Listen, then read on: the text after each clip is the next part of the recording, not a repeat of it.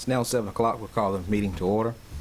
I have asked Dr. David Chambers, pastor of Antioch Baptist Church, to bring our invocation for this meeting. Let us pray. Father, thank you for this day. Thank you for this new year. Thank you for this wonderful county you've given us to live in, for every one of its citizens, for these men and women that you have given the reins of leadership of our county. I ask tonight that you would give them clarity, wisdom, and discernment. Gifts that they already own, but may they be on their game tonight, God, in order to be able to deal with everything that comes across the docket. I pray that as they make these decisions, they will be able to do so in a way that is for the betterment of all. And Lord, I just ask you to continue to bless them, for I know that what they do requires sacrifice and a lot of effort outside this room. So I pray that you continue to bless them. Bless this evening. Bless all who have anything to say or anything that comes up this evening and in the future, as they continue to make sure that things are better right here in person. For it's in Jesus' name I pray. Amen. Commissioner Priere, will you lead us into the pledge? Please rise and join me in the Pledge of Allegiance. I pledge allegiance to the flag of the United States of America and to the republic for which it stands, one nation, under God, indivisible, with liberty and justice for all. Board members, you have the agenda before you. Do you have any discussion or adjustment to the agenda? Move for approval. It's been moved for approval. Discussion? All in favor say aye. Aye. All opposed. All right, first we have a public hearing, a request of Justice Realty for rezoning map amendment from residential to rural conservation on 10 acres, tax map and parcel 141-2, located 100 Perkins Drive. Do I hear a motion to go into public hearing? So moved. Further discussion? Hearing none, all in favor say aye. Aye. Laura? Good evening, Chairman, board members. This evening tonight for case RZ 02-19, Kayla DiChristina, our staff planner, will be presenting this item to you.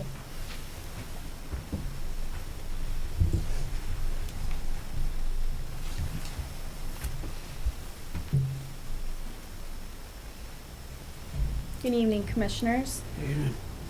So I'm going to be presenting the rezoning case. To start out, I want to state that all state statutes and planning ordinance requirements have been met for this public hearing. So as Commissioner Jeffers said, this is a rezoning request on Perkins Drive to rezone from R residential to RC rural conservation on a 10-acre parcel. This is an aerial of the site. Currently, it contains a vacant industrial building that is approximately 51,000 square feet and a parking lot. The property itself is zoned R for residential. To the west are woodlands that are also zoned R. To the north, it's a series of single-family dwellings also zoned R. To the east, it's woodlands zoned RC for rural conservation. And to the south, it's a solar farm zoned RC. The future land use map identifies this parcel and all the surrounding parcels as suburban residential.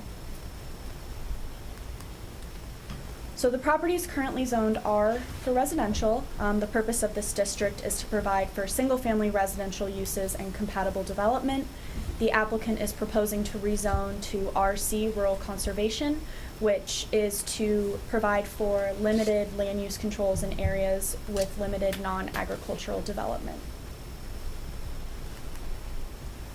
As stated, the future land use map identifies the site as suburban residential. This is the description on the screen, and it should also be in your packets. From the land use plan, the relevant goals that relate to this rezoning are goal number 2, to provide a strong local planning environment that supports and enhances the economic growth potential of Person County and its subsequent 2 objectives. So the applicant is requesting a general rezoning. The requested rezoning is consistent with the land use plan, and it abuts the requested zoning type to the east and the south. Planning staff recommends approval of this general rezoning based on the land use plan and the future land use map. This zoning is a general rezoning request, so no conditions can be placed on the approval, and no site plans can be approved with the request. This request is consistent with the Person County Land Use Plan and future planning goals of the county. It's reasonable and in the public interest as it meets several objectives listed in the Person County Land Use Plan. At the Planning Board meeting on December 12th, the board voted 6-0 to approve the requested rezoning in its proposed state. And that's all I've got. If you've got any questions. Anybody here to talk about it? That's not a public comment. We do have one gentleman, Mr. David Rush, that signed up to speak in favor of the request, and he said he was available for questions. Questions from the board? Hearing none, do I hear a motion to come out of public hearing? So moved. It's been properly moved. Further discussion? All in favor say aye. All opposed. If there's no more discussion or questions for staff, what's the pleasure of the board? Move for approval. It's been properly moved. Further discussion? Hearing none, all in favor say aye. All opposed. Thank you. Item number 3, request for planning staff to enact general revisions to the county planning ordinance. Do I hear a motion to go into public hearing? So moved. It's been properly moved. Discussion? All in favor say aye. All opposed. Lord? Mr. Chairman, members of the board, for petition TA 03-19, that text amendment request will also be presented by Kayla, our staff planner.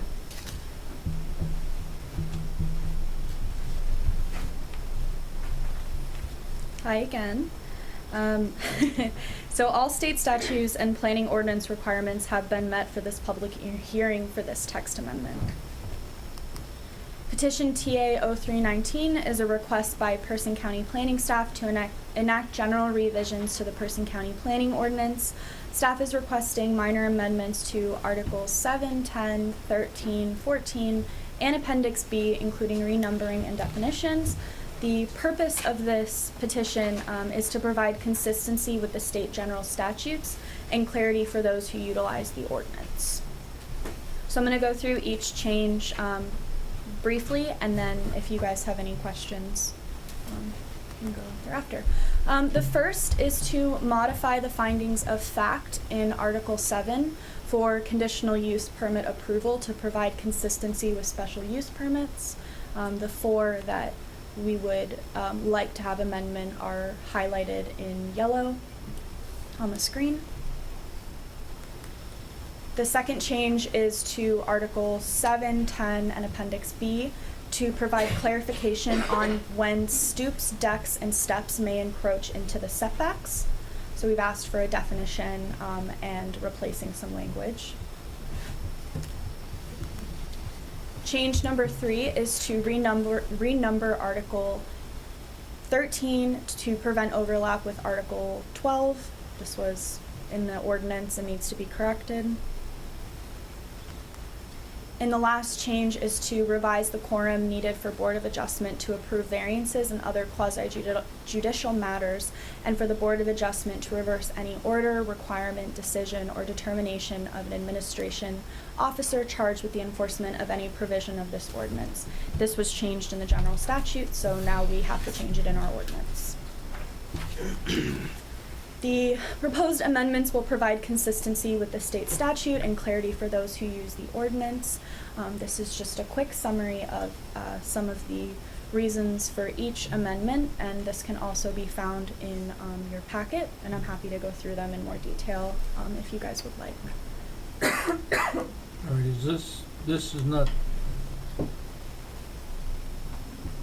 the one concerning vested rights also? That's the next one. No, we don't have a vested rights text amendment before you tonight. Well, you rechanged the numbers here from 131 to 136. Oh, yeah, that's just the number of the section itself. The ordinance had read, there were 2 sections that were 130, 131, 132, and 133. It was double numbered in the ordinance for some reason, so. All right, so we're not changing the text on that? No, just the number. I do have a question on that. Sure. Section 136-4-1, vested rights shall be guaranteed the right to develop according to the provisions of the granted zoning permit and approved site-specific development plan for a period up to and include 2 years from that date. Any guaranteed right to develop a period greater than 2 years and up to a maximum of 5 shall be at the discretion of the planning board. Is that something that we as a board want to delegate strictly to the planning board, or is that something that needs to come back to us? I'm just asking a question. My question would be if the planning board rules on it and somebody appeals it, it comes to us anyway? Am I correct? Typically, Mr. the Attorney? planning board hears it first, and then if there's an opportunity for appeal, and there is not always an opportunity for appeal, but in some cases, if there is, it could come back to this Right. board. If it's Board of Adjustments, it's not appealed to us, but if it's planning board, then it would be. Am I right? That's a generalization. It's my understanding that the planning board was basically a referral situation as opposed to, Decision Making- maker. huh? As far as making the decision, the final, yeah. That's my only question. Is that something that ought to be changed? I don't think the planning board would have, I mean, by state statute, that the planning board would have any authority to implement law in itself, just by their own vote. I would thought this body would have to approve everything for it to be. Well, the way that's stated, it wouldn't come back to us then, would it? I would have to look more into the statute, since that wasn't the scope of this text amendment. Yeah. I'm not prepared It for that. just caught my eye when it, Mr. Attorney, what say ye? I think I'm gonna also have to say need to look more at the statute. I believe that discretionary decisions in the past have been made by this board upon recommendation by the planning board.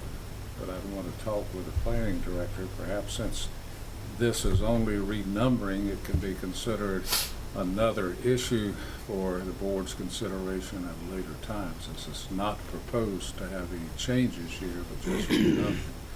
And we can look into that specific provision and report back to you. I can look into that more. okay. Yep.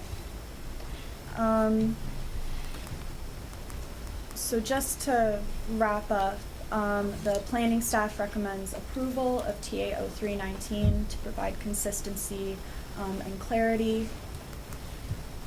We find this request to be consistent with the land use plan and future planning goals of the county. It's reasonable and in the public interest as it meets several objectives listed in the Person County Land Use Plan. And at the December 12th, 2019 Planning Board meeting, the Planning Board voted 6-0 to approve the requested text amendment in its proposed state. Do you guys have any questions about any of the proposed amendments? Anybody sign of public comment? Okay, no further questions for Kayla? Do I hear a motion to come out of public hearing? So moved. It's been properly moved. Further discussion? All in favor say aye. All opposed? What's the pleasure of the board? Move for approval. It's been properly moved for approval. Further discussion? All in favor say aye. All opposed? All right. Item number 5, request by the planning staff to amend Article 2, definitions, Article 6, legal status provisions of the flood damage prevention ordinance. Do I hear a motion to go into public hearing? So moved. Been properly moved. Further discussion? All in favor say aye. All opposed? Lori, you passing it off to Kayla? No, this one's Okay. mine. So I would like to state for the record that all state statutes and planning ordinance requirements have been met for this public hearing. This text amendment might look a little familiar to you. During the revision to the flood damage prevention ordinance a few months ago, there were actually 2 typos in the proposed changes. They were given to staff by the state. We made the changes, had the state proof it, The state didn't catch the changes, the typos, staff didn't catch it. And basically those two typos were the date of the adoption of the ordinance. So incorrectly, I listed September 14th and February 18th when they should both read February 19th. Very minor in nature, but the state said that I had to bring this back to you for a public hearing to officially make the changes to correct the typos. Planning staff recommends approval of this text amendment in order to correct or to revise the two incorrect dates. The text amendment is consistent with the comprehensive plan and the future planning goals of the county. And at the December 12th planning board meeting, the board voted unanimously 6-0 to approve the requested text amendment, TA 0419, in its proposed state. If you have any questions, I'll be happy to answer them. No questions for Laura, no public comment. Do I hear a motion to come out of public hearing? So moved. Discussion? All in favor say aye. Aye. All opposed? All right, what's the pleasure of the board? Move for approval. Been properly moved for approval. Further discussion? Hearing none, all in favor say aye. Aye. All opposed? Thank you. Anybody? Lori, I do have one question though. That, these changes, do they make our ordinances Yes. pair up with the city? It does. We have the same language, and the state considered that we made the required changes that were needed by that December 6th date, since these were just typos. So we met the state and FEMA's requirements, so the people who have flood insurance can continue to have that protection. And yes, you'll see the same language in the city of Roxboro's All UDO. right, same thing for the text prior to that too, yeah. The Kayla's, they have a different UDO than our planning ordinance. Their UDO is a couple of years old. Ours is 20 years old. So no, their ordinance is very different from us.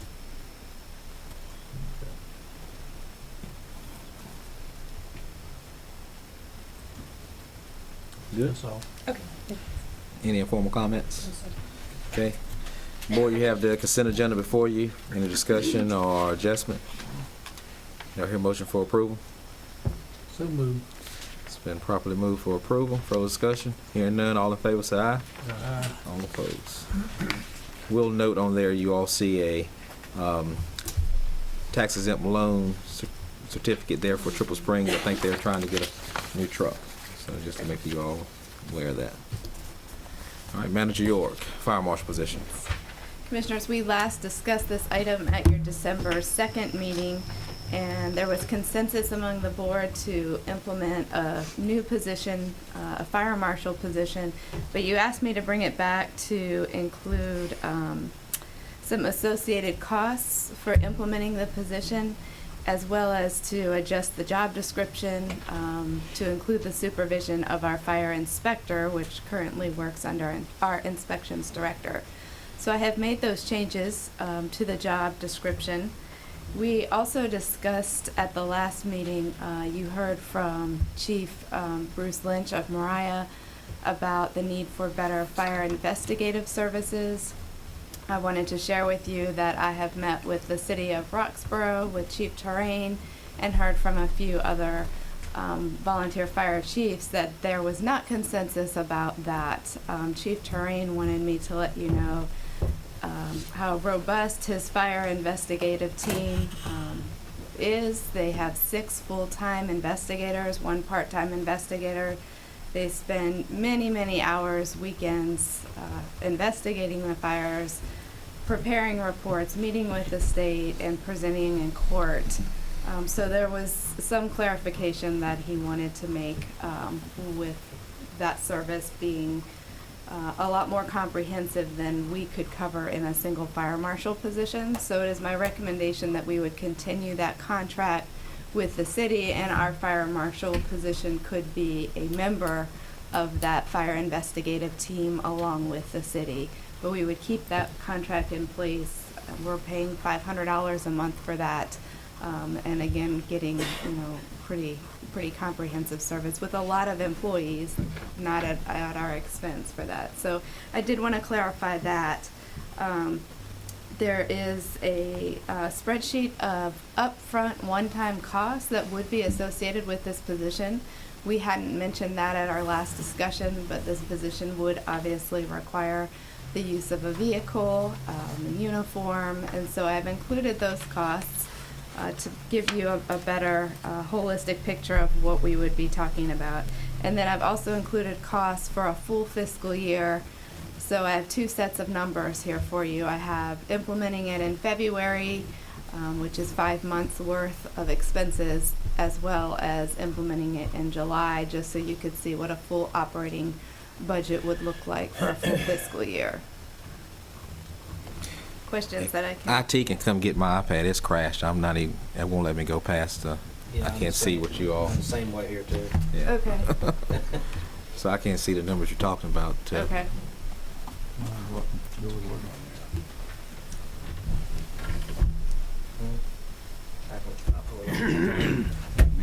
First time I've used mine, so almost. You ain't broke it yet, huh? I can read out the numbers to you if that's helpful, or we can try to get you up and running and come back if you... Tell us the February and July numbers. Sure. So if the position were filled February 1, the salary and benefit costs together would be $28,262. And then the startup costs, which would include a vehicle, supplies, equipment, etc., that comes in around $69,500 for a total needed for this part of the current fiscal year would be $97,762. With the bulk of those expenses obviously being the upfront one-time costs. So then a full fiscal year's cost for salary and benefits for the fire marshal is around $67,828. I have the fire inspector salary and benefits moving under this position, so that's not new money. That's about $64,000 that would be added to this budget. And then along with the other annual operating costs, the fiscal year 21 annual operating budget would run us about $185,116. So we had talked previously about if we were going to implement a position mid-year, needing a funding source for that, and the contingency fund was mentioned. There is enough funding to cover that $97,762 that would be needed. That would take a large chunk of your contingency. You have approximately $131,000 available to you in that fund.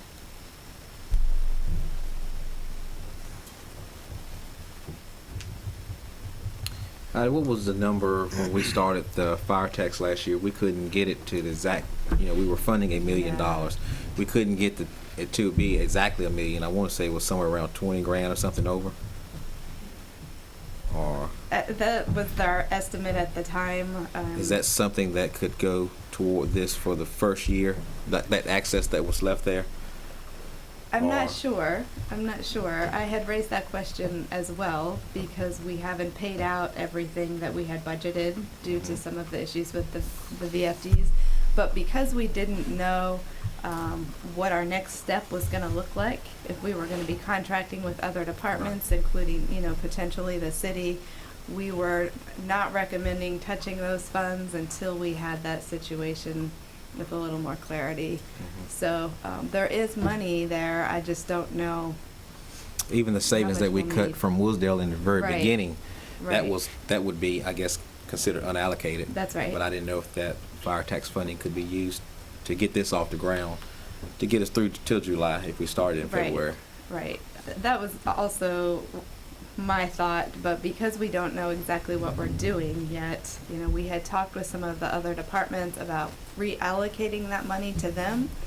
And so I just was afraid to commit and take that money if we were going to need it, a month or so Well, I down think the the road. funding that we were looking at possibly reallocating to them was funding that Woodsdale would have gotten had they done the audits and be operating certified department. That's right. But prior to that, even before that, we cut them Right. about $20,000, I think, that they Yeah. wouldn't have gotten anyway.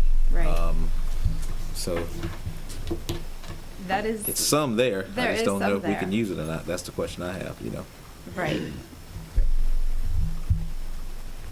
I mean, if we use that and then need it, we'll need to come back to the board for funding, another funding source to get us through any VFD transitions.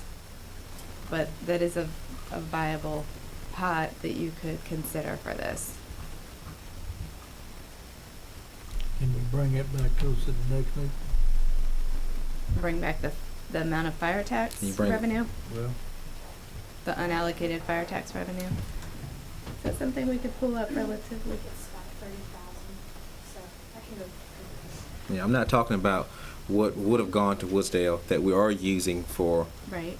whatever we need to do in that area now. I'm talking about the funding that we cut and the excess that was left over from the taxes in the beginning, because we only funded them $1 million. But we didn't set the tax rate exactly, Right. I think, at $1 million, to garner $1 million. Give me a couple minutes to Okay.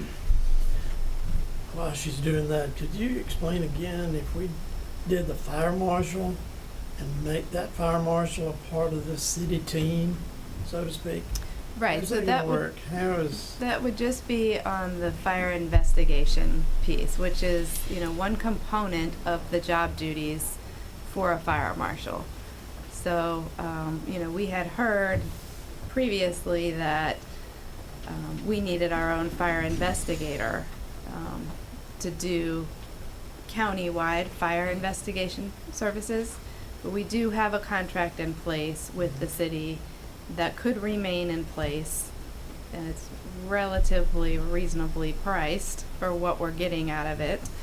And so, rather than eliminate that contract and put all of the fire investigative services on one single person, we think, staff believes that we would get more bang for our buck by allowing that contract to remain with the city. And then this well, person would could. this person be a number 7 man? You mentioned 6. In fallen jurisdiction or supervision of No, Chief Torrey? I mean, no, So- this is a county supervised position, but the fire investigative services could be coordinated along with the city.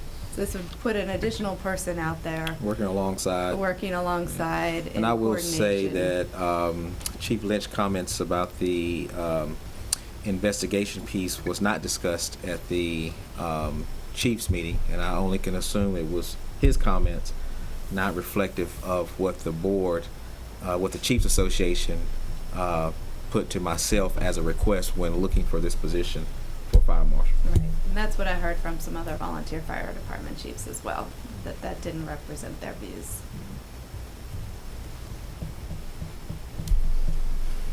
So there's discussion about the amount that was totally allocated towards VFDs. This current year, they received a 2% increase, which is where the $1,020,000 comes from. That's the Okay. 2% increase.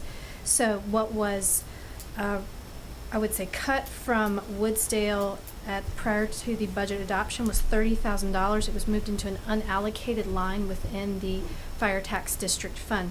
So that $30,000 is still in that unallocated portion and has not been. And what was the remainder of Woodsdale's funding had they remained a certified department? The remainder was $96,348. So that's the funding we could use if we have we venture out on working with other departments or whatever we may do for that area. But it looks like we might could use that 30 Yes. grand to offset this 97. Doug is looking at, like he would like to add something Just to want it. to bring to your attention to that $96,000. That would be minus the expenditures that we was taking their day-to-day currently.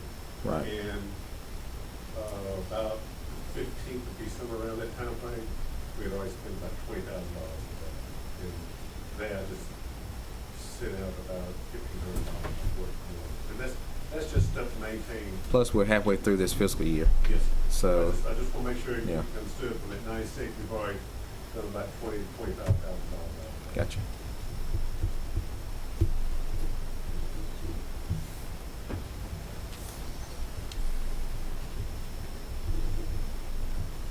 I would recommend doing it in February, using that 30,000 and take the remainder from contingency. Okay. So $30,000 from the fire tax revenue, with the remainder to be supplemented with contingency fund. Discussion from the board before I make a motion. I'll make a motion to reflect that. Any discussion, questions from the board? Hearing none, all in favor say aye. Aye. All opposed. Anything else, Manager York, with that? No, sir, thank you. All right. Item number 9, Telemon Corp. Submission of fiscal year 2020-2021. Jessica Snyder. You said my name right, which I still can't say it right. Good evening, my name is Jessica Schneider with Telemon Corporation, Project Pride. I am the representative for Rockingham Castle and Person County. I'm here just to, I guess, indicate what Telemon Corporation Project Pride is. We are a self-sufficiency grant. Pride stands for personal responsibilities and daily endeavors. Right now we're focused on individuals and families who are under 125% poverty guideline going back to school to obtain short-term certifications for up to 6 months, such as CNA, CDL. All right, this is the board that I serve on, representing you all from Person County. There we have some community members that serve. I serve as an elected official. Frida Tillman from the school board serves as an elected official. I just rotated out as the chair of this group for the past 2 years. Any questions for myself or Jessica? Hearing none, I'll make a motion for approval. Further discussion? All in favor say aye. Aye. All opposed. Thank you. Thank you. Mr. Chairman, could I ask you to back up one to the fire marshal's job description? Okay. Has that been established? I updated it, and can still update it and make changes. There's nothing that says it. Same as what was presented to us at the last meeting that we approved. I think I have updated it to include the supervision of the fire inspector position, and we made a few other changes as well, small, minor, just cleaning it up a bit. All right, does this job description give him any kind of authorities? He needs to be able to enforce something if he has to. I think there's. It does. I think there's certain authorities that's given by the state It's in that. the general statement at the very top, enforcement of local and state fire ordinances and codes. Okay. I just wanted to make sure we weren't putting something in place Had no that bite. was, yeah. And this is consistent with the job descriptions that we reviewed from 9 other counties with similar positions. So they all have similar language that allows them to have that authority. Okay. Good. Yeah. All right. Item 10, authorization of the executed 20-year indefeasible right to use agreement. Chris Breer. Good evening, Commissioners. At your meeting on September 23rd, 2019, you guys adopted a resolution declaring 2 strands of fiber as surplus property and authorized a published notice of intent to enter into a lease agreement per North Carolina General Statute 160A-272. The required notice has been completed, and I am now before you requesting that you authorize execution of the IRU agreement for 2 strands of surplus dark fiber with River Street Incorporated. I'll be glad to answer any questions if you have any at this time. And that rate we're charging is the going rate at the moment? Yes, sir, and actually because they are only doing 2 strands, we had discussed that there are different tiers of fees based upon the number of strands that they lease at one time. Since they are leasing only 2 strands, they are at the highest rate on that tier per strand mile. You up to date on the rate? They look right to me. And they would be paying a maintenance fee They- for for any type of repair? So they would be paying a maintenance fee of $9,100 per year for at least the first 7 years of the lease, because that is what's currently in the IRU. And that would cover any cuts, locates, things like that that are outside of their control. If there's any damages caused by them, of course, they are responsible to resolve those and repair them at their own cost.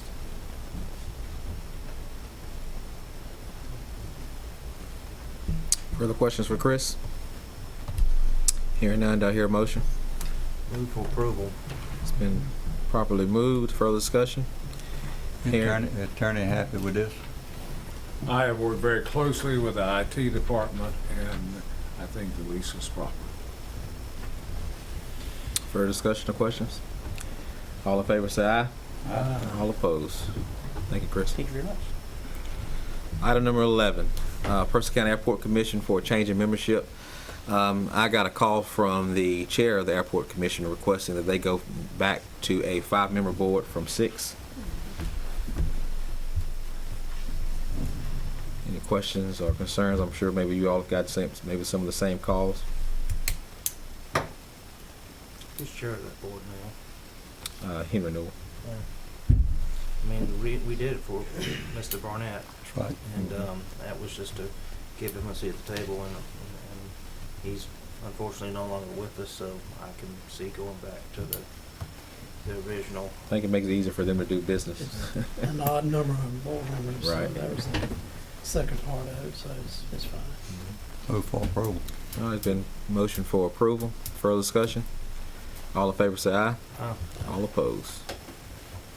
All right, item 12, your committee assignments. I think I've spoke to each of you over the break sometime or another, and we pretty much all stayed the same, except I gave Commissioner Perrier one of mine. And he so gladly accepted. I accepted that. So, barring, And you moved one. One didn't stay the same. which one? EDC. Oh, yes, you're correct. I will serve as chair, I will serve as a member of this board, per the, I guess, I don't want to say bylaws, but It's a resolution balance. per the resolution that this board approved, that the chair will hold that seat or his designee, and as a chair, I reserve the right to serve on EDC. I got a question Yes. about Mental Health Community Advisory Board that I've been a member of, which was the old OPC board. They were supposed to reorganize that. And I'm assuming that if they reorganize that, that I would, even though it may be called something different, that I would still be on that advisory board. Would that be correct, Mr. Attorney? They reorganizing all of that part of it, and they may do away with it. I don't know. I think if this board has designated you the representative of that board, it would follow a successor board in the Okay. reorganization. That's what I thought. Just wanted to be sure. One question, Mr. Attorney, on EDC. You know, the commissioner is invoking his privilege to serve on EDC, but I know Commissioner Powell had been nominated, well, he'd been elected as chairman. How does that work with the bylaws of EDC? There would just be a new election for officers at the next, or does the vice chair automatically step in? What's the precedent on that? As I recall, your resolution creating the membership designates a chair or one designated by the chair of this board as a member of the board. It does not automatically take with it the chairing of the EDC board. So the EDC board would need to elect its own chair. In the interim, before the election of a new chair, the existing vice chair would serve as the presiding officer.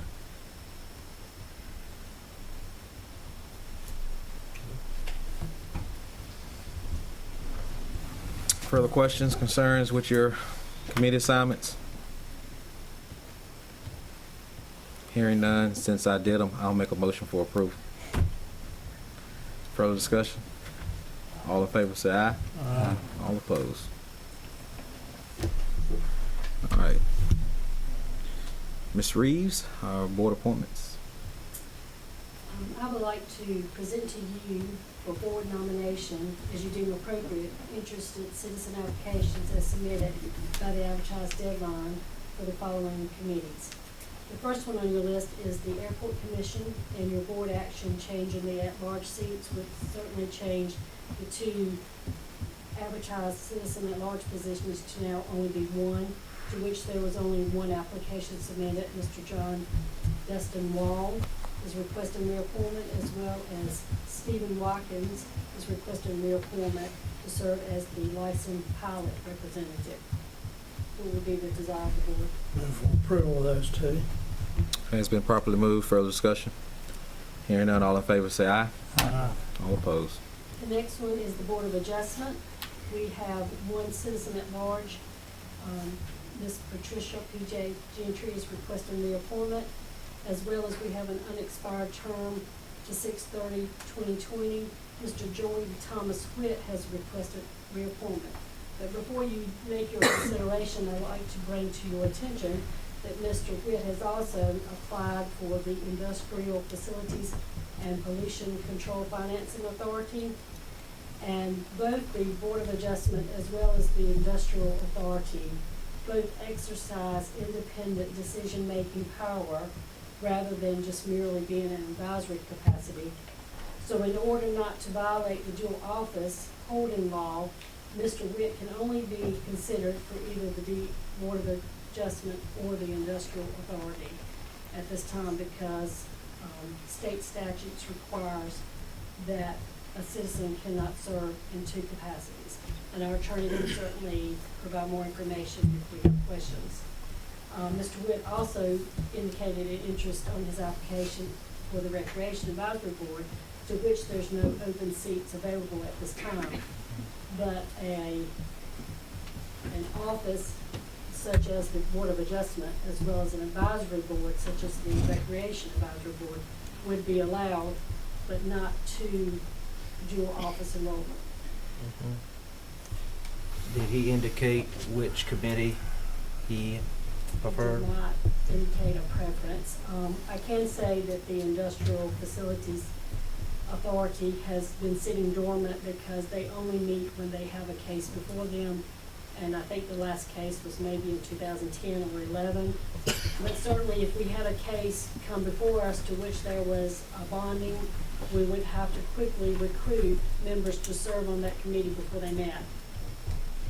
I move to appoint the applicants for Board of Adjustment to include Joey Thomas Witt for that position. So Ms. Gentry as well as Mr. Witt to serve the unexpired term. And as remove him presented. from consideration for the Industrial Facilities and Pollution Control Finance Authority. Okay, you've heard the motion. Further discussion? All in favor say aye. Aye. All opposed?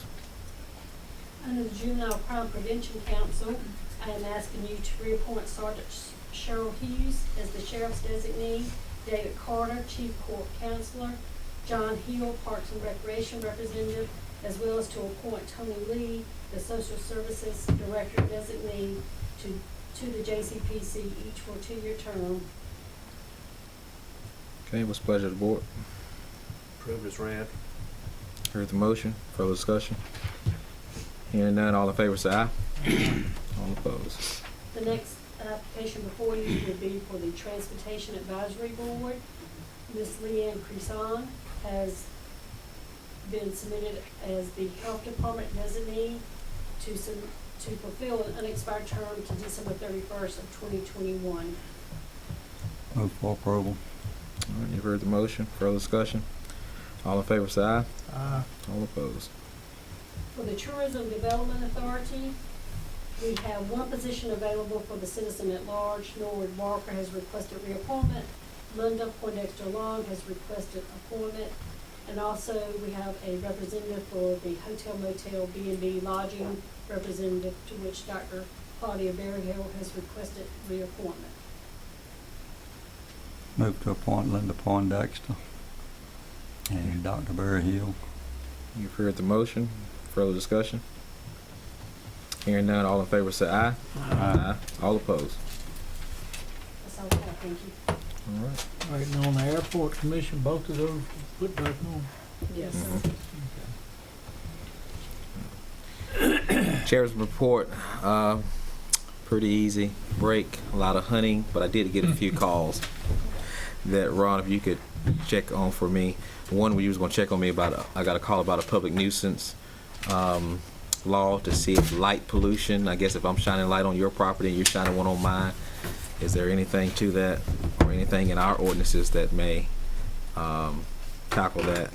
I am not aware of anything in our ordinances which would regulate light pollution from one property to the next.